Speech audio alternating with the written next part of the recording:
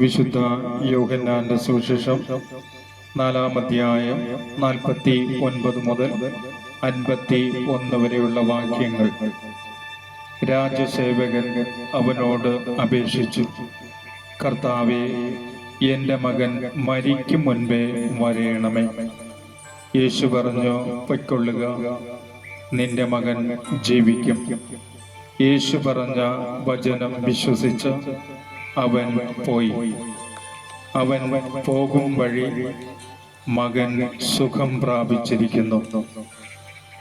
സ്വന്തം മകൻ മരിക്കാൻ കിടക്കുമ്പോഴും അരികിലിരുന്ന് വിലപിക്കുകയോ ആശ്വസിപ്പിക്കുകയോ ചെയ്യാതെ സ്വർഗത്തിൽ നിന്നും മാനവജനത്തെ രക്ഷിക്കാൻ വന്ന ഏകരക്ഷകനായ യേശുനാഥനെ കുറിച്ച് കേട്ടപ്പോൾ എൻ്റെ മകനെ രക്ഷിക്കുവാൻ ആ ദൈവത്തിന് കഴിയും എന്ന് വിശ്വസിച്ചുകൊണ്ട് രക്ഷകനെ തേടിയിറങ്ങി.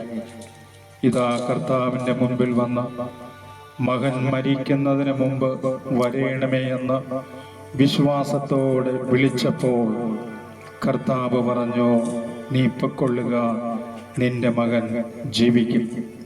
ആ നിമിഷം ഇരുതലവാണിനേക്കാൾ മൂർച്ചയേറിയ ജീവന്റെ വചനം കർത്താവിൻ്റെ അധരങ്ങളിലൂടെ കടന്നു ചെന്ന് മകനെ സ്പർശിച്ചു. മരണം വിട്ടുമാറി സൗഖ്യം പ്രാപിച്ചു. ഇന്ന് നമ്മൾ ഭയത്തോടെ നോക്കിക്കാണുന്നതിനൊക്കെ മാറ്റിത്തരുവാൻ ശക്തനായ ദൈവത്തിൽ വിശ്വാസമർപ്പിച്ചുകൊണ്ട് കർത്താവിനെ വിളിക്കുക. അവിടുന്ന് നമ്മോട് അരുൾ ചെയ്യും, എൻ്റെ മകനെ, എൻ്റെ മകളെ, നീ എന്നിൽ വിശ്വസിച്ചാൽ ദൈവ മഹത്വം ദർശിക്കും.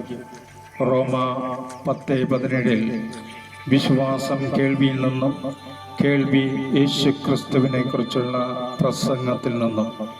കേൾക്കുന്നവനെ കുറിച്ച് വിശ്വസിക്കുക.